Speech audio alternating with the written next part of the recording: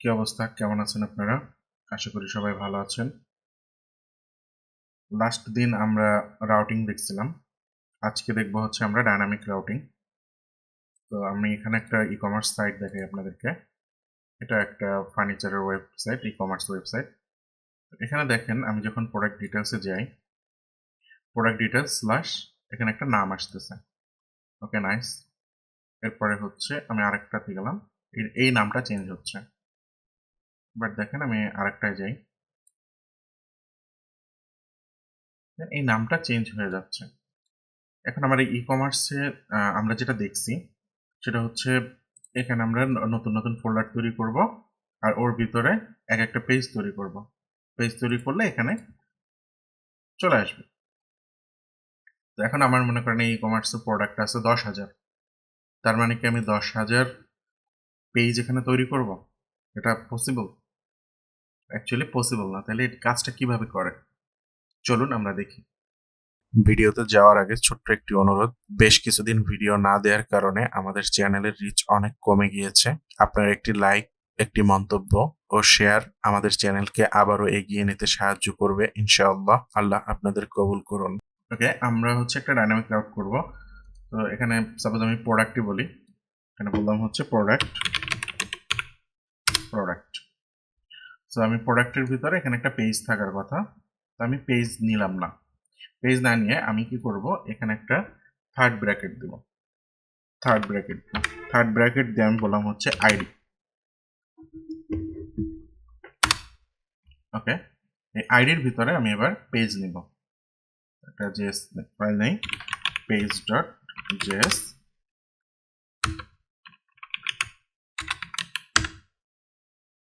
আচ্ছা, কনস্ট্যান্ট কম্পোনেন্টের এখানে আমার এটার নাম হবে সাপোজ প্রোডাক্ট পেজ, এটা দিলাম।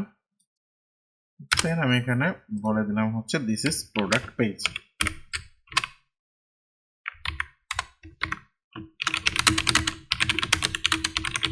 This is product page. এবার এই রাউটটা আমি কিভাবে পাবো, আমি একটু রান করার ট্রাই করি। আচ্ছা, আমার প্রজেক্টটা ক্লোজ করা আছে, প্রজেক্টটা আমি একটু রান করি। npm run dev।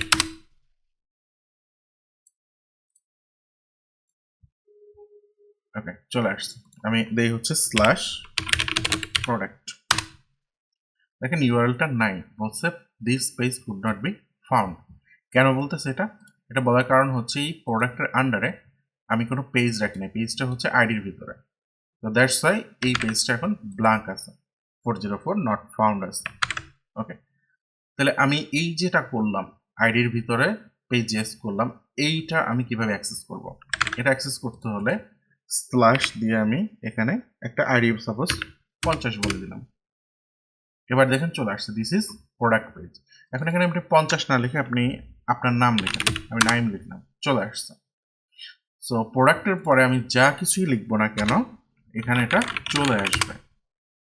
নাইস, যেটা আমরা এই ই-কমার্সটায় দেখছি একটু আগে। দেখেন প্রোডাক্ট ডিটেলস আছে, প্রোডাক্ট ডিটেলস এর পর এখানে যা লিখতেছি ও একটা পেজ রিটার্ন করতেছে। এই ডেটাটা এপিআই থেকে আসতেছে, আমরা সেগুলি পরে দেখব। আগে দেখব হচ্ছে এই ইউআরএলটা তো আমাকে ধরতে হবে, এই জিনিসটা আমাকে ধরতে হবে, পিক করতে হবে। পিক করে আমি এপিআই তে কল পাঠাবো। তো এই ডেটাটা আমি কোথায় পাবো? এখানে যে আমি ইউআরএল এর ভিতরে পাস করতেছি ভ্যালুটা, এই ভ্যালুটা আমাকে পিক করতে হবে। ওকে, আমি এখানে 50 দিয়ে পেজটা অ্যাক্সেস করি। তো এখানে আমি এটা শো করাবো। শো করানোর জন্য খুবই সিম্পল ওয়ে, এখানে আমি বলবো প্যারামস। এখানে বলি হচ্ছে আমি কনসোল লগ প্যারামস।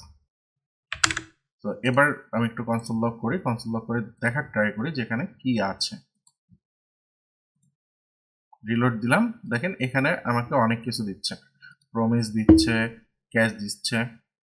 তো প্রমিস যখন দিচ্ছে তার মানে হচ্ছে এটাকে আমাদের অ্যাসিঙ্কের ভিতরে ইউজ করতে হবে। তো আমি আগে একটু দেখি যে এর ভিতরে আসলে আমি যে আইডিটা নিলাম আইডিটা আসলে পাই কিনা। আইডি নিলাম, দেখেন আইডিটা 50 চলে আসছে। আমি একটা আবার রিলোড দিই। আচ্ছা, 50 চলে আসছে, বাট 50 যখন চলে আসছে উপরে একটা ওয়ার্নিং দিছে আমাকে ওয়ার্নিং দিছে বলতেছে যে route product slash ID used params ID params should be awaited before using its property. জাভাস্ক্রিপ্টে একটা জিনিস আছে await and async. সো আমি কনসেপ্টটা বুঝাই দিচ্ছি আপনাদের।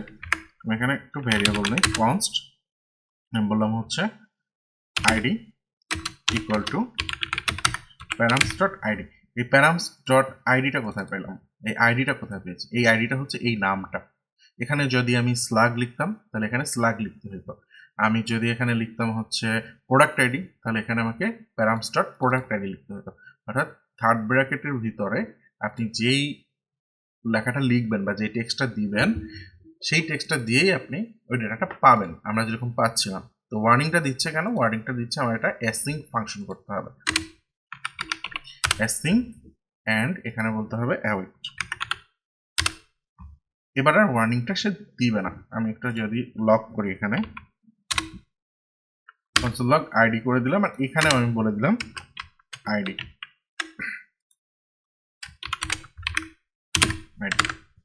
দেখেন এখানে 50 চলে আসছে। এন্ড আমি একটা রিলোড দেই। হোয়াই কেন এখন আমাকে দিচ্ছে আইডি অ্যাসিঙ্ক? আমি কাজ করছি আইডি। আচ্ছা await params এখানে যদি আমি ব্র্যাকেট দিই তাহলে আই থিঙ্ক সলভ হয়ে যাওয়ার কথা। হ্যাঁ আচ্ছা, এটা এইভাবে লিখতে হবে await params, আর এটাকে হচ্ছে সেকেন্ড ব্র্যাকেটের ভিতরে আইডি নিতে হবে। আচ্ছা, এবার সে আর ইররটা দিচ্ছে না। তাহলে এবার কথা হচ্ছে অ্যাসিঙ্ক আর await এর কাহিনীটা কি অ্যাকচুয়ালি? আচ্ছা, অ্যাসিঙ্ক আর await এর ব্যাপারটা হচ্ছে তুমি আসবে বলে আমি অপেক্ষা করছি। বুঝেন নাই? অ্যাসিঙ্ক মানে হচ্ছে ও অ্যাসিঙ্ক্রোনাসলি আসবে, মানে এটা সহজ হিসাবে বুঝেন, আসতে একটু লেট হবে। তো আসতে কেন লেট হবে? কারণ হচ্ছে ও অনেকগুলো প্রসেস হয়ে দেন এই ডাটাটা আসে, তো ওর আসতে একটু টাইম লাগবে। এখানে মনে করেন ডাটাটা আসে নাই, মানে রেডি হয়ে পারে নাই, বাট আমি এখানে কল করে দিছি, তখন কি ভ্যালুটা পাবে? ভ্যালুটা পাবে না, সে একটা ইরর থ্রো করবে। এজন্য আমি এখানে বলছি অ্যাওয়েট, অর্থাৎ আমি যে অ্যাসিংটা দিছি অ্যাসিংটা যতক্ষণ না সাকসেসফুলি আমার কাছে আসতেছে ডেটা হিসেবে ততক্ষণ পর্যন্ত তুমি ওয়েট করো। তো এটা হচ্ছে প্রমিস। ও বলে দেয় যে ওকে ভাই আমি আসতেছি তোমার প্যারামিটার নিয়ে, তুমি একটু ওয়েট করো। তো এ হচ্ছে প্রমিস করছে, দেখেন এখানে লেখাও আছে আমার এখানে প্রমিস। তো সে প্রমিস করছে যে ভাই আমি প্যারামস নিয়ে আসবো, তোমার যে আইডিটা তুমি এখানে দিছো সেই আইডিটা নিয়ে আমি আসবো, তুমি একটু অপেক্ষা করো। এ যতক্ষণ না আসবে, অর্থাৎ এই প্যারামসের ভিতরে ভ্যালু যতক্ষণ না ইনিশিয়ালাইজ হবে ততক্ষণ পর্যন্ত সে ওয়েট করবে। এন্ড যখন সে ডেটা পেয়ে যাবে, পাওয়ার পরে এটা এক্সিকিউট হবে, এটা এক্সিকিউট হবে। এবার কথা হচ্ছে এই আইডিটা নিয়ে আমরা কি করব? অ্যাকচুয়ালি এই ইউআরএল এখানে আমি যা লিখতেছি এই জিনিসটাই এখানে আসতেছে। তারপরে আমি এখানে নাইম লিখবো, নাইম আসবে। আপনি যা লিখবেন ওটা এখানে চলে আসবে। এই ভ্যালুটা ধরে আমি হচ্ছে এপিআই তে কল করতে পারি। এপিআই তে কল করলে ওই ভ্যালুটা বা ওই ডেটাটা চলে আসবে। সাপোজ এখানে হচ্ছে আমি মনে করেন একটা চেয়ারের প্রোডাক্টের এপিআই আছে, তো আমি চেয়ার লিখলাম, এই চেয়ার দিয়ে আমি যখন এপিআই তে কল দিব চেয়ারের ডেটা আমাকে দিবে। আমি যখন টেবিল লিখে এপিআই কল দেবো সে টেবিলের ডেটা দিবে আমাকে। এভাবে হচ্ছে রাউটিংটা হয়, ডাইনামিক রাউটিং। আর এখানে হচ্ছে কোনো আলাদা করে রাউটিং এর প্যাকেজ ইউজ করতে হয় না। আমরা রিয়াক্টে যেমন হচ্ছে রিয়াক্ট রাউটার ডম ইউজ করতাম, এটা আর এখন ইউজ করা লাগে না। এই যে রাউটিং সিস্টেম এটাকে বলা হচ্ছে ফাইল রাউটিং সিস্টেম। HTML এ যখন আপনি প্রজেক্ট করছেন তখন কিভাবে হইতো? সেম ওয়েতেই কিন্তু হইতো। সেখানে ডাইনামিক রাউটটা ছিল না, বাট এইগুলো তো ছিল এরকম যে আমরা অ্যাবাউট আস ডট এচটিএমএল লিখবো, তখন অ্যাবাউট আস আসবে, অ্যাবাউট আস ফোল্ডারের ভিতরে গিয়ে যদি ইন্ডেক্স ডট এচটিএমএল লিখি ওইভাবে আসবে। এটা হচ্ছে ফাইলিং সিস্টেম। আর রিয়াক্ট রাউটার ডম যেটা ইউজ করে সে ইউজ করে হচ্ছে ভার্চুয়াল রাউটিং সিস্টেম। তো রিয়াক্টের ভিতরে নেক্সটের একটা আকাশ পাতাল পার্থক্য আছে। আকাশ পাতাল পার্থক্যটা কি? রিয়াক্ট কাজ করে যখন আপনি রিয়াক্টের একটা সাইট লোড দিলেন, ওর যতগুলা পেজ আছে, সাপোজ আমার এখানে কতগুলা পেজ আছে, 1টা 2টা 3টা 4টা, এর ভিতরে আরো আছে 5টা তারপরে এখন আর একটা করলাম 6টা। এরকম যতগুলি রাউট আছে বা যতগুলি পেজ আছে সবগুলি পেজের ডেটা নেয় না, ডিজাইন, কোড, এইগুলি সব নিয়ে এসে ব্রাউজারে উপস্থিত হয়। তার মানে ইনিশিয়াল লোডটা রিঅ্যাক্টে স্লোয়ার হয়, বাট একবার লোড হয়ে গেলে রিঅ্যাক্ট অনেক ফাস্ট কাজ করে। কারণ কি? কারণ হচ্ছে ওর আর তখন সার্ভারের সাথে কোনো কানেক্টই করতে হয় না, সব কোড ব্রাউজারে চলে আসে, ব্রাউজার থেকে সব কিছু রান হয়। এটা হচ্ছে রিঅ্যাক্টের সাইড। আর নেক্সটে কিন্তু এই কাজটা হয় না। নেক্সট কি করে? নেক্সট আপনি যেই রাউটটাকে রিকোয়েস্ট করতেছেন ও শুধুমাত্র ওই পেজ রিলেটেড যা যা আছে ওই জিনিসগুলাই ব্রাউজারে নিয়ে আসে। এবং সার্ভার সাইডটা হচ্ছে, আমরা server side and client side নিয়ে নেক্সট দিন আলোচনা করব ইনশাল্লাহ। যখন সার্ভার থেকে সব কিছু রেডি হয়ে আসে, ইভেন আপনি যখন npm রান বিল্ড দিচ্ছেন তখন সে কি করতেছে, এগুলো সব HTML page, plain HTML page নিয়ে পেজে সে ডাটাগুলি রেখে দিচ্ছে। আচ্ছা, এইগুলো হচ্ছে আমাদের প্যারামস। আমি আরেকটা তৈরি করি, আরেকটা দেখাই আপনাদেরকে। এটা দিলাম হচ্ছে প্রোডাক্ট, আমি আরেকটা দিই হচ্ছে মনে করেন ব্লগ। আমি একটা ফোল্ডার নিব যেটার নাম হচ্ছে ব্লগ, আর দেন এর ভিতরে আমি আরেকটা ফোল্ডার নিব যেটা বলবো হচ্ছে স্লাগ। দেন আমি আরেকটা স্লাগের ভিতরে আরেকটা পেজ নিব, বলবো হচ্ছে পেজ আরসি, এটাকে বলবো হচ্ছে আমরা ব্লগ ডিটেলস। এন্ড এখানে আমি হচ্ছে একটা h1 দিব, বলা হচ্ছে ব্লগ ডিটেলস। আচ্ছা, আমরা আগেরটা কিন্তু এইভাবে করছি, প্রোডাক্টেরটা আমরা এইভাবে করছি। এখন দেখেন এভাবে করলে একটা প্রবলেম আছে। প্রবলেমটা কি? আমরা যখন হচ্ছে এই শুধু প্রোডাক্ট দেব তখন কিন্তু পেজটা 404 নট ফাউন্ড আসবে। তো এটা আপনার ব্রোকেন ইউআরএল বলে একটা, মানে পার্শিয়ালি এটা ব্রোকেন ইউআরএল। আপনার যতগুলো ইউআরএল আছে প্রত্যেকটা পেজ থাকা উচিত। তো দেখেন আমি এখানে যদি ব্লগ লিখি, ব্লগ লিখলেও আবার সেই ব্রোকেনটাই আসবে, বাট ব্লগের পরে যদি আমি কিছু একটা বলে দেই তখন হচ্ছে সে ব্লগ ডিটেলসটা আসতেছে। বাট আমাদের ব্লগের ভিতরেও কিছু রাখতে হবে, অর্থাৎ এখানে ব্লগের লিস্টটা থাকবে। তো ব্লগের লিস্টটা যদি থাকে তাহলে আমি কি করব, এখানে একটা পেজ ডট জেএস থাকবে, পেজ ডট জেএস। আর হচ্ছে এটা হচ্ছে ব্লগ।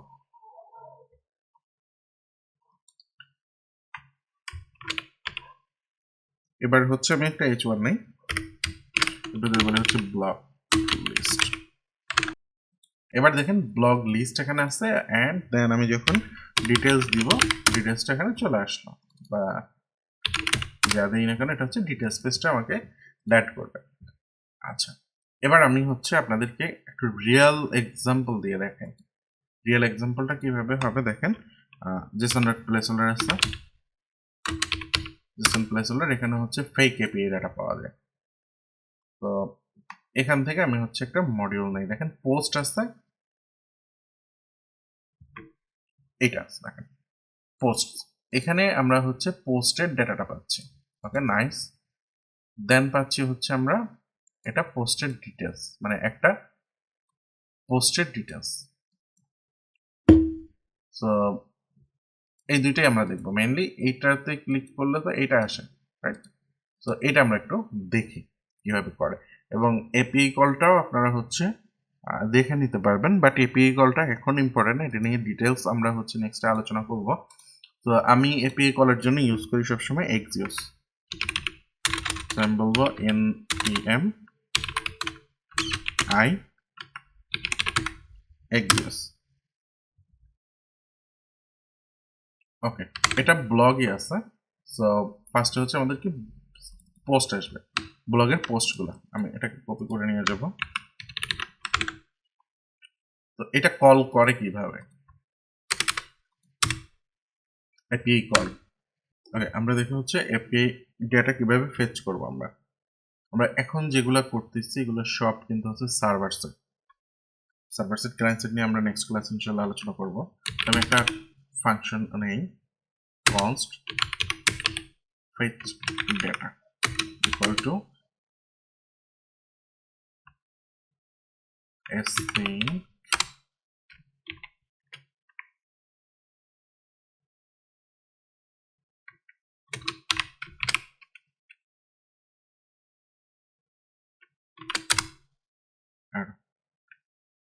দেন হচ্ছে কনস্ট্যান্ট রেস্ট ডেটা অর্থাৎ রেসপন্স দেন গেট দেন হচ্ছে প্লেস হোল্ডার জেসনে আমাদের যে ইউআরএলটা এখানকার যে ইউআরএলটা এই ইউআরএলটা আমরা দিলাম ইউআরএলটা দেওয়ার পরে কনসোল লগ করছি ডেটা আমি দেখি হচ্ছে এ কাজ করে কিনা তো এটা কাজ করবে না না করার কারণ হচ্ছে আমি এটা কল করি নাই কোথাও আমাকে কল করতে হবে আমি একটা কনস্ট্যান্ট নেই কনস্ট্যান্ট আমি বলি হচ্ছে blocks equal to face data আচ্ছা ফেচ ডাটাটা অবশ্যই অ্যাওয়েট হইতে হবে এটাও অ্যাওয়েট ফেচ ডাটাটাও অ্যাওয়েট হইতে হবে কেন অ্যাওয়েট হইতে হবে বলতেছি এখানে অ্যাওয়েট লিখছি এই অ্যাওয়েটটা এখানে যদি অ্যাওয়েট লিখতে হয় প্যারেন্টটা অবশ্যই অ্যাসিঙ্ক ইউজ করতে হবে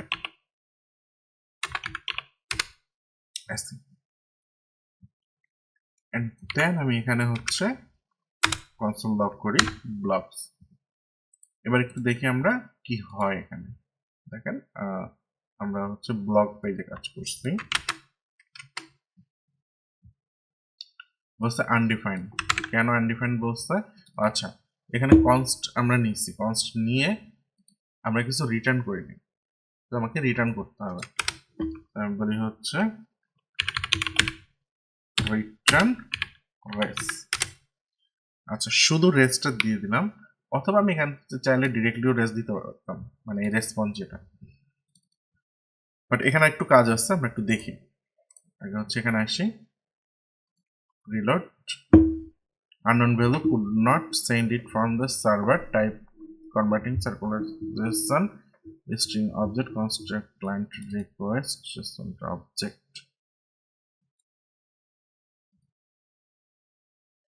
এবং the unknown value json why আমি হচ্ছে ইউআরএলটা অটো আসছিল আমি একটু কপি করে দেখি ইউআরএল এ কোনো ইস্যু আছে কিনা না ইউআরএল এ কোনো ইস্যু নাই ওকে রেস্ট ডট ডেটা রিটার্ন করি यस চলে আসছে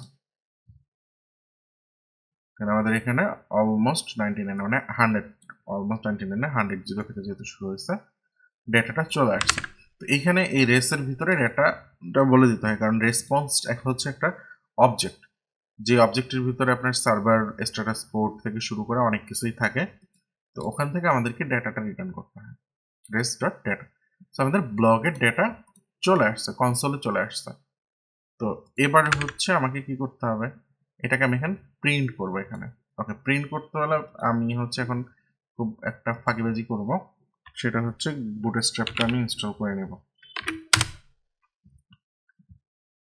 এই যে এটা কপি করে আমি যদি এখানে দিয়ে দেই npm i bootstrap 5.3 সো বুটস্ট্র্যাপটাকে আমি লেআউটের ভিতরে ইম্পোর্ট করে নিই অবশ্যই বুটস্ট্র্যাপ আপনার সিএসএস এর আগে হবে ইম্পোর্ট বুটস্ট্র্যাপ ও সরি দেখাইলো একটা আসলে একটা bootstrap /dist /css /bootstrap min.css লাগবে আমার বা min না দিলেও হয় কারণ অটোমেটিক্যালি মিনিমাইজ করে নেবে আমি তাহলে হচ্ছে বুটস্ট্র্যাপটা ইনস্টল করে নিচ্ছি এবার আমি একটু একদম বেসিক একটা ডিজাইন করে ফেলি এখানে হচ্ছে ব্লগ লিস্ট নাইস এখানে কি করবো আমি হচ্ছে ফার্স্টে আমরা জানি কন্টেইনার ইউজ করতে হয় দেন হচ্ছে রো ইউজ করতে হয় দেন হচ্ছে কল lg12 আমি এখানে হচ্ছে h1টা দিই h1 দিয়ে বলি হচ্ছে ব্লগ লিস্ট টেক্সট সেন্টার দিয়ে দিই আচ্ছা একটা জিনিস খেয়াল করছেন আপনারা আমি হচ্ছে ক্লাস লিখি না কোথাও সব জায়গায় হয় ক্লাস নেই এটা কেন আসছে JSX এর ভিতরে বা এখানে রিটার্নের ভিতরে আমরা ক্লাস লিখতে পারি না আচ্ছা কেন ইউজ করতে পারি না সেটা হচ্ছে রিঅ্যাক্টের আগে দুইটা ভার্সন ছিল এখনো আসছে চাইলে আপনি ইউজ করতে পারেন একটা হচ্ছে ক্লাস কম্পোনেন্ট আর একটা হচ্ছে ফাংশনাল কম্পোনেন্ট ক্লাস কম্পোনেন্ট এখন আর ইউজই হয় না কেন ইউজ হয় না দেখেন এখানে একটা মজার ব্যাপার আছে, সেটা হচ্ছে আদার্স ল্যাঙ্গুয়েজগুলো, লাইক আমরা যখন পিএইচপি করি বা লারাভেল করি, তখন আমি আপনাদেরকে বলি যে অবজেক্ট ওরিয়েন্টেডে আপনাকে একদম মাস্টার হইতে হবে, আদারওয়াইজ আপনি লারাভেলে বা যে কোনো পিএইচপি ফ্রেমওয়ার্কে গিয়ে শাইন করতে পারবেন না। ASP.NET বলেন, জাভা বলেন, C++ বলেন, যত ল্যাঙ্গুয়েজ আছে অবজেক্ট ওরিয়েন্টেড, আমরা সবসময় ফোকাস করি যে ভাই অবজেক্ট ওরিয়েন্টেডেই কাজ করবা। রিয়াক্ট কেন এখান থেকে সরে আসছে? রিয়াক্টে কিন্তু আগে ক্লাস কম্পোনেন্ট ছিল, যেটা অবজেক্ট ওরিয়েন্টেড ছিল। এখন আমাদের অবজেক্ট ওরিয়েন্টেড ওরকম লাগে না বললেই চলে, এটাকে বলে ফাংশনাল রিয়াক্ট, মানে ফাংশনাল কম্পোনেন্ট। তো এটা কেন আসছে? এটা আসছে হচ্ছে ডেভেলপারদেরকে ফাঁকিবাজি শেখানোর জন্য, যে অবজেক্ট ওরিয়েন্টেড একটা বড় হিউজ পার্ট দরকার নাই, ওটা বাদ, তোমরা খালি শুধু ফাংশন দিয়ে কাজ করে যাও, ইজিলি যাতে শিখতে পারো, এর জন্য করছে। তো ওইখানে হচ্ছে ক্লাস দিয়ে ক্লাস নেম শুরু হয়। তো সেই ক্লাসের সাথে ক্লাস নেম নোড যে একটা কনফ্লিক্ট তৈরি করে, ও চিনতে পারে না যে এটা HTML এর ক্লাস নাকি আমাদের হচ্ছে অবজেক্ট ওরিয়েন্টেড ক্লাস কিওয়ার্ডটা। তো ও হচ্ছে তালগুলো পাকাইয়া ফেলে।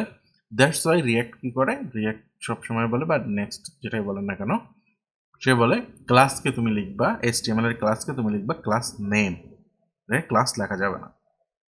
সো আমি যদি এখানে ক্লাস লিখি তাহলে হচ্ছে ওখানে ওয়ার্নিং দিবে, আগে ইরোড দিত, এখন ওয়ার্নিং দেয়, বাট ইটস নট রিকমেন্ডেড। অবশ্যই ক্লাসে ক্লাস নেম হিসাবে লিখতে হয়।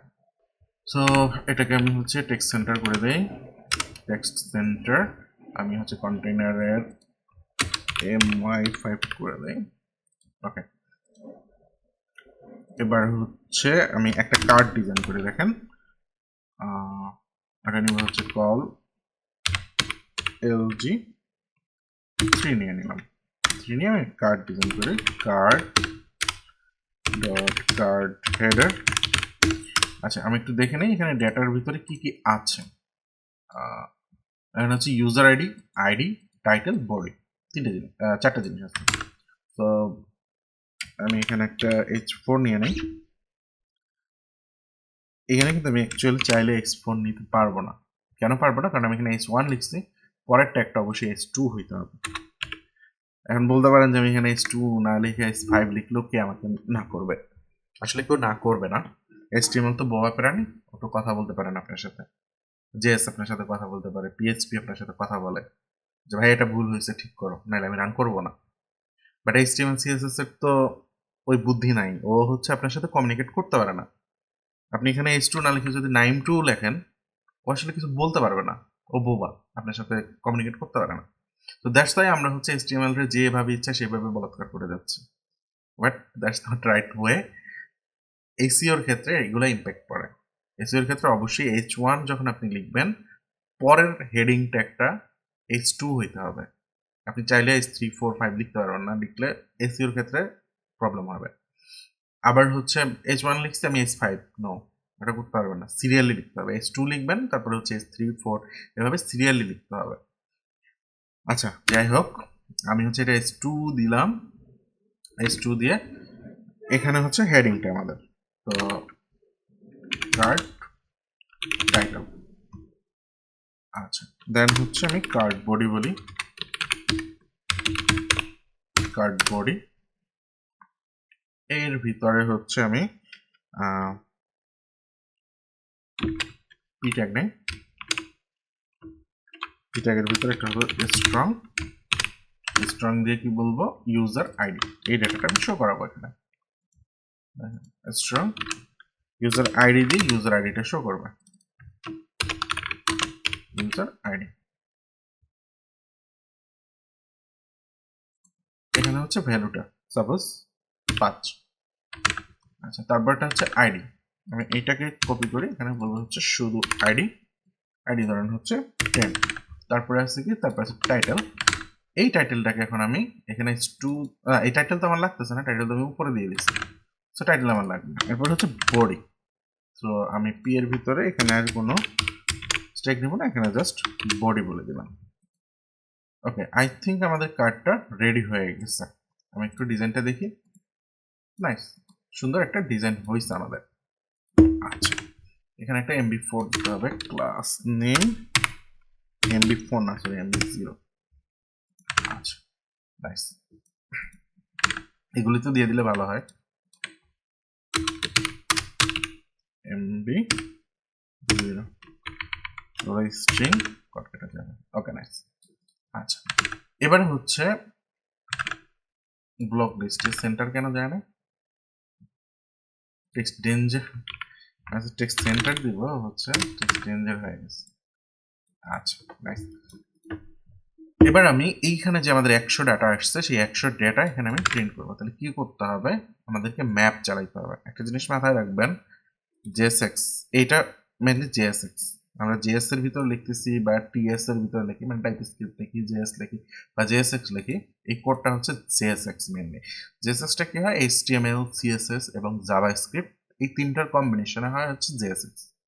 সহজ কথা, টেকনিক্যালি গেলাম না। আচ্ছা তো এবার আমার এই ব্লকসের ভিতরে সব ডেটা আছে, আমার কি করতে হবে, একটা ম্যাপ চালাইতে হবে। তো যেটা বলতেছিলাম, জেএসএক্স এর ভিতরে আমরা ফর লুপ চালাইতে পারি না, আমরা আদার্স লুপ চালাইতে পারি না, আমাদেরকে ম্যাপ চালাইতে আসে। ঠিক আছে, তো আমি হচ্ছে ব্লকসটাকে নিয়ে আসি, এই রিপিট হবে কোনটা, এই অংশটা আমার রিপিট হবে, রাইট, এই অংশটা লুপের ভিতরে যাবে। আচ্ছা আমি তাহলে কি করব দেখেন, এই যে সেকেন্ড ব্র্যাকেট মানে হচ্ছে এখানে ভ্যারিয়েবল প্রিন্ট করা যাবে, জেএস এর কোড লেখা যায় এখানে সেকেন্ড ব্র্যাকেট দিয়ে। সো এটা জেএসএক্স এর ভিতরে, উপরে না কিন্তু, এখানে না, এখানে কনসোল লক করতে হবে, বা এখান থেকে আপনি যদি ডাটা পাস করতে চান তাহলে ওই গেট এলিমেন্ট বাই আইডি ধরে আপনাকে ইনার এসটিএমএল করে পাঠাতে হবে যদি আপনি এখান থেকে করতে চান। বাট জেএসএক্স এর ভিতরে আপনি কোনো ভেরিয়েবল প্রিন্ট করতে চাইলে জাস্ট দুটো সেকেন্ড ব্র্যাকেট দিয়ে ভেরিয়েবলটা বলে দিলেই হয়ে যাচ্ছে। ইভেন আপনি এখানে জেএস এর কোডও লিখতে পারেন, যেমন আমি এখন জেএস এর কোড লিখবো, কি লিখবো, ব্লক ডট ম্যাপ, ম্যাপের ভিতরে আমি বলবো হচ্ছে ব্লক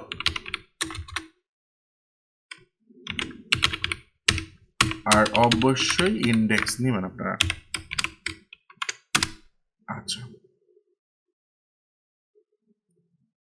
এইখানে সেকেন্ড ব্র্যাকেট দিছি, এটা সেকেন্ড ব্র্যাকেট না, ফার্স্ট ব্র্যাকেট দিব। সেকেন্ড ব্র্যাকেট দিলে কি হয়, আচ্ছা সেকেন্ড ব্র্যাকেট দিলে কি হয় আমি ওটা একটু দেখাই আপনাদের। না আগে ফার্স্ট ব্র্যাকেট দিয়ে দেখতে হবে, পরে হচ্ছে সেকেন্ড ব্র্যাকেট, নাহলে বুঝতে পারবেন না। ফার্স্ট ব্র্যাকেট দিয়ে দিলাম, আমি এখানে বললাম মনে করেন h1 হ্যালো, তাহলে 100টা হ্যালো আসার কথা এখানে, দেখেন 100টা হ্যালো চলে আসছে। Okay nice.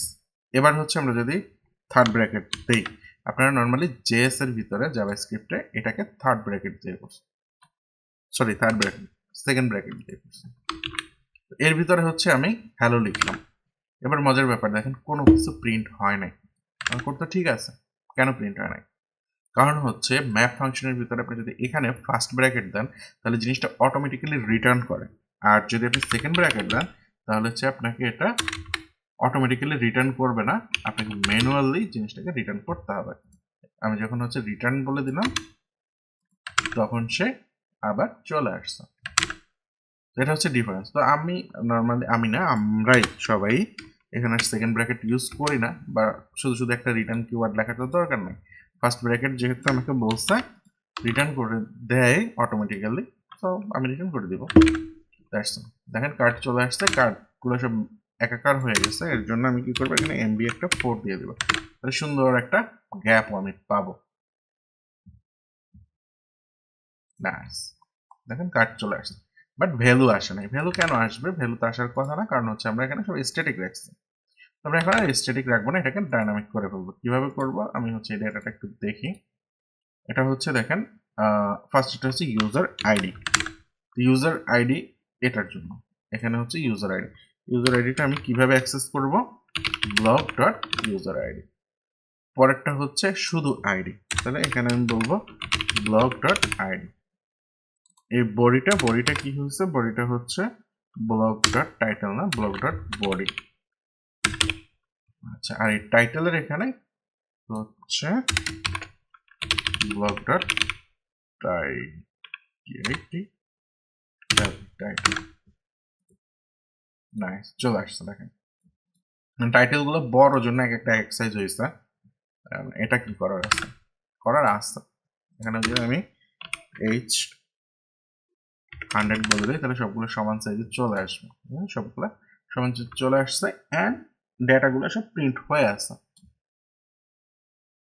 তো এতদূর কেন আসলাম? এতদূর আসার কারণ হচ্ছে এখন আমি এইখানে ক্লিক করব, এটাকে ক্লিক করব, ক্লিক করলে আমাদের এই যে ডিটেলস পেজটা স্ল্যাশ এবিসি এই পেজে আসবে। এই জন্যই মেনলি ডাইনামিক করা। দেখেন এইটা ক্লিক করলে এটার ডাটা এখানে শো করবে, আবার এইটা ক্লিক করলে এটার ডাটা শো করবে। তো সিঙ্গেল ডাটা শো করার জন্য আমি মেনলি এত দূর আসছি। আর এখানে একটা ইরর আছে আমাদের, ইরর না মেনলি এটা হচ্ছে ওয়ার্নিং। দেখেন ওয়ার্নিংটা হচ্ছে বলতেছে each child in a list should have a unique prop. আচ্ছা, টেকনিক্যাল ভাষা, সহজ ভাষায় বলতে এই যে আপনি ম্যাপ চালাইছেন, ম্যাপ যে চালাইছেন এর ভিতরে যে HTML ট্যাগটা ফার্স্টে আছে, ও আচ্ছা এটা শেষ করি। এখানে অবশ্যই আপনাকে কি বলে দিতে হবে, কিটা হচ্ছে আমাদের ইন্ডেক্স, বা আপনি যে কোনো ইউনিক কিছু রাখতে হবে। অর্থাৎ এইটা থেকে এটা তো 100টা জেনারেট হচ্ছে, তো একটার থেকে একটা যদি আলাদা করতে পারে সে, দ্যাটস ওয়াই আপনাকে একটা ইউনিক কি দিতে হবে। এখানে আমি ইন্ডেক্সের সাথে যে কোনো কিছু লিখে দিতে পারি, ডাজন্ট ম্যাটার। আচ্ছা, এখানে একটা জিনিস বলে দেই, এই যে ফার্স্ট ব্র্যাকেট দেখতেছেন, এই ফার্স্ট ব্র্যাকেট কিন্তু অলমোস্ট সেম। এখানেও একটা ট্যাগ রিটার্ন করতে হবে। আপনি চাইলে এখানে মাল্টিপল ট্যাগ রিটার্ন করতে পারবেন না। এখন আমি এখানে যদি একটা h1 দিই, দেখেন ও ইরর দিয়ে বসে আছে, কাজ করবে না। বলছে পার্সিং স্ক্রিপ্ট সোর্স ফেল, সে এটাকে পার্স করতে পারবে না। তাহলে কি করতে হবে? ওই যে সেম বলছিলাম, ফ্রেগমেন্টেশন দিতে হবে আপনাকে।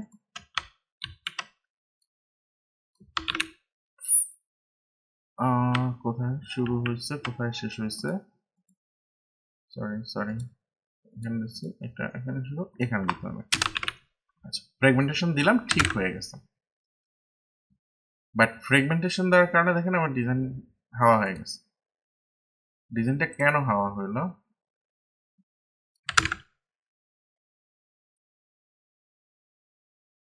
কারণ হচ্ছে এটা ওর মতো কল্পনা করে ডিপ নিয়ে নিছে, তো এই কলামটা পাচ্ছে না। তো যাই হোক, আমার এটা তো লাগতেছে না, আমরা হচ্ছে এটা রিমুভ করে দিলাম এন্ড সবকিছু পারফেক্ট আছে। নাইস। এবার কি করতে হবে? এবার হচ্ছে আমি এটা ক্লিকেবল করতে হবে। ক্লিকেবল করে যাবে হচ্ছে এই পেজে, এই যে এইটা আমাকে তৈরি করতে হবে। ওকে, নাইস।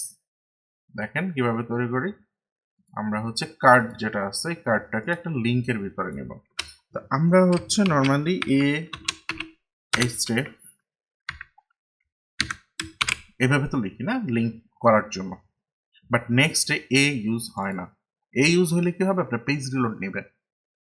বাট আমরা যখন লিংক ইউজ করবো, এটা হচ্ছে লিংক, লিঙ্কটা কিন্তু ইম্পোর্ট করতে হয় উপরে, যে লিংক ফ্রম নেক্সট লিংক। এবার হচ্ছে আমি পুরো কার্ডটাকে লিংকের ভিতরে রেখে দিলাম। নাইস। এর ভিতরে আমি কি করব? এর ভিতরে আমি রাউটটা আমার বলে দেব। রাউটটা কি হয়? স্ল্যাশ ব্লগ স্ল্যাশ কি দিব? আমরা আইডি দিব, রাইট? এখানে স্ল্যাশ হবে ব্লগ আইডি। আচ্ছা, এবার দেখি এটা ক্লিকেবল হয়েছে কিনা। দেখেন ক্লিকেবল হয়েছে এবং এই পেজে চলে যাচ্ছে, এই পেজে চলে যাচ্ছে। আচ্ছা, আমরা এখানে কি দিছি? টাইটেল দিছি মেবি, একটা মিনিট। এখানে ইট শুড বি আইডি, এখানে তো আইডি আছে, ডলার স্ল্যাশ স্ল্যাশ আইডি। তাহলে এখানে আইডি হলে ও হচ্ছে একটা ই আসতেছে কেন? আচ্ছা আচ্ছা, এখানে তো একটা ব্র্যাকেট বেশি পড়ছে, সরি। এবার ঠিক হয়ে যাবে। রিলোড হয়নি, রিলোড দিয়ে নেই। নাইস, 3। এখন আমি যখন 3 নাম্বারে এখানে এটা ক্লিক করছি, বা 2 তে মনে করেন ক্লিক করছি, তাহলে 2 এর ডাটাটা এখানে আসার কথা। সেটা আমরা কিভাবে আনবো এটা একটু দেখে আমরা আজকের ভিডিও শেষ করব। ওকে, আমি এই পেজটায় চলে আসছি। এটা হচ্ছে আমাদের কোনটা? এই যে ব্লগ স্লাগের ভিতরে যে পেজ, এইটা। তাহলে এখানে ফার্স্টে আমাকে কি করতে হবে? ফার্স্টে আমাকে আইডিটা ধরতে হবে। আইডিটা ধরার জন্য কি করতে হবে বলছিলাম? এখানে প্যারামস ইউজ করতে হবে। প্যারামস, আর প্যারামস যখনই ইউজ করব আমি এটা অ্যাসিঙ্ক হইতে হবে। ওকে, অ্যাসিঙ্ক প্যারামস হইল, দেন আমাকে কি করতে হবে, কনস্ট আমরা হচ্ছে স্লাগ রাখছি, এটা যদিও আইডি হওয়ার কথা ছিল, slug প্যারাম, but it should be awaited, await params. এবার আমি এখানে প্যারামসটা মানে পেয়ে যাব, স্লাগটা পেয়ে যাব, প্রিন্ট করে দেয়, দেখি এই যে 2 চলে আসছে। আমি যখন 3 তে 4 এ ক্লিক করব 4 চলে আসছে, আমি 3 তে ক্লিক করব 3 চলে আসছে। নাইস। তো এবার আমি হচ্ছে এখান থেকে ডিজাইনটা কপি করে নিয়ে যাই। কোন ডিজাইন কপি করব, পুরাটাই আমি নিতে পারি কপি করে, একদম পুরোটা আমি কপি করে এখানে নিয়ে আসলাম। আচ্ছা, এখানে চেঞ্জেস আছে, কি চেঞ্জেস আছে, এখানে ম্যাপ হবে না কারণ সিঙ্গেল ডাটা আসতেছে, সো ম্যাপটা আমাদের লাগতেছে না, এখানে লিঙ্কটা আমাদের লাগতেছে না, এখানে ইন্ডেক্স থাকবে না, এখানে হচ্ছে ব্লক ডিটেলস, মানে এটা ব্লক ডিটেলস। আর এইটা আপাতত একটু এরর দিবে, এই জন্য আমি এটাকে আপাতত কমেন্ট আউট করে রাখি, আমি কমেন্ট আউট করে রাখলাম পুরো এই সেকশনটুকু, মানে এই ডিপটুকু আমি কমেন্ট করে রাখলাম। এবার হচ্ছে আমি ডেটাটা ফেচ করব, যেটা কথা ছিল, ডেটা ফেচ করার জন্য আমি এখান থেকে এটা কপি করে নিয়ে যাই, যেহেতু সময়ের সংক্ষেপ, এটাকে কপি করে আমি এখানে দিয়ে দিব। আচ্ছা, async fetch data yes await, এইখানে হচ্ছে পোস্ট, আমাদের এই ইউআরএলটা একটু দেখতে হবে, কি আছে, post/1 কপি, আমি হচ্ছে এটাকে এখানে দিয়ে দিলাম। তো এখানে আমার কি করতে হবে, এখানে বসবে হচ্ছে প্লাস স্ল্যাগ। তো এই প্লাস দিয়ে এখন আমরা ইউজ করি না, এটা আমার কাছে খুবই একটু উইয়ার্ড লাগে, আমরা হচ্ছে স্ট্রিং লিটারাল ইউজ করি, এটা হচ্ছে স্ট্যান্ডার্ড আর কি, কাজে কি বাট স্ট্যান্ডার্ড। ওকে, সো এ হচ্ছে এটা ব্লগস না, it should be blog, right, blog. আমার মনে হয় এখানে এখন ডেটা চলে আসছে। আচ্ছা, বলতেছে ও নো, এটা এটা এটা আমি একটু হচ্ছে এটা দেখি, লগ, এই যে দেখেন সিঙ্গেল ডেটা চলে আসছে। তো এবার আমি কি করতে পারি, এবার কিচ্ছু করতে হবে না, এটাকে জাস্ট আনকমেন্ট করে দিলে সুন্দর মতো চলে আসবে, দেখেন সুন্দর মতো চলে আসছে। আমি এখানে এটাকে 3 না রেখে এটাকে বলে দেই 6 অ্যান্ড রোটা করে আছে, যে রোকে বলে দেই জাস্টিফাই কন্টেন্ট সেন্টার। নাইস, চলে আসছে। এবার হচ্ছে আমরা একটু ব্যাকে যাই, আমি হচ্ছে এখানে ব্যাক বাটন একটা দিয়ে দিই, ব্লক ডিটেলস, এটাকে হচ্ছে ব্যাক বাটন যদি দিতে হয় তাহলে হচ্ছে কি করতে হবে, ডি ফ্লেক্স, এ কি হলো, আল্লাহ, ডি অটো কমপ্লিট হয় নাই, আচ্ছা সমস্যা নেই, আমরা হচ্ছে ডি বললাম, ক্লাস নেম হচ্ছে এইগুলো ক্লাস নেম, এন্ড দেন এটা এরকম থাকবে, ব্লগ এসে রিটার্ন করবে। ওকে, আমরা হচ্ছে মনে করেন 4 নাম্বার, আইডি নাম্বার 4, এখানে ইউম ইটিএসটি অকেশনাল আসছে, এই যে দেখেন ইউম ইএসটি অকেশনাল আইডি চলে আসছে, এবং আইডি 4, আমি মনে করেন হচ্ছে আইডি নাম্বার 11 এ ক্লিক করলাম, দেখেন চলে আসছে না আইডি নাম্বার 11, এবং দেখেন আমি ব্যাক যাচ্ছি, আমি একটা থেকে আরেকটা পেজে যাচ্ছি, আমাদের পেজ কিন্তু কোনো রিলোড নাই, পেজ কোথাও রিলোড নাই। এভাবে হচ্ছে আমরা ডাইনামিক রাউট হ্যান্ডেল করি, ঠিক আছে। তো দেখেন এখানে 100 আছে, 100 না হয়ে 1000 হইতো, 10,000 হইতো, 1 লাখ হইতো, ইভেন 1 কোটি হইতো, ডাজন্ট ম্যাটার, আপনার এখানে ডিজাইন একটাই, পেজ একটাই, এপিআই থেকে ডাটাটা চেঞ্জ হচ্ছে, এটার জন্য ডাটাটা চেঞ্জ হচ্ছে, এখানে কনসোলটা তো দরকার নাই আমাদের, আর এখানেরও কনসোলটা দরকার নাই। ওকে, কোডটা আমি হচ্ছে ফরম্যাট করে দিই সুন্দর করে, নাইস, এখানে একটা এক্সট্রা স্পেস আছে। ওকে, তো আশা করি আপনারা বুঝতে পারছেন, আর যদি বুঝতে না পারেন অবশ্যই কমেন্ট করবেন, আমি চেষ্টা করব আপনাদের সমস্যার সমাধান দেওয়ার। আর যদি আপনারা চান তাহলে হচ্ছে আমি ফ্রাইডেতে অথবা স্যাটারডেতে লাইভ করতে পারি আপনাদের প্রবলেম নিয়ে। তো আপনারাও হেল্প পেলেন, একটা ডিসকাশন হইলো, আমার আড্ডা হইলো। আপনারা একটু কমেন্ট করেন যদি আপনারা চান, তাহলে হচ্ছে আমি লাইভে এসে গসিপ করতে পারি, সহজ কথা। তো আজকে এ পর্যন্তই, সবাই ভালো থাকবেন, আল্লাহ হাফিজ।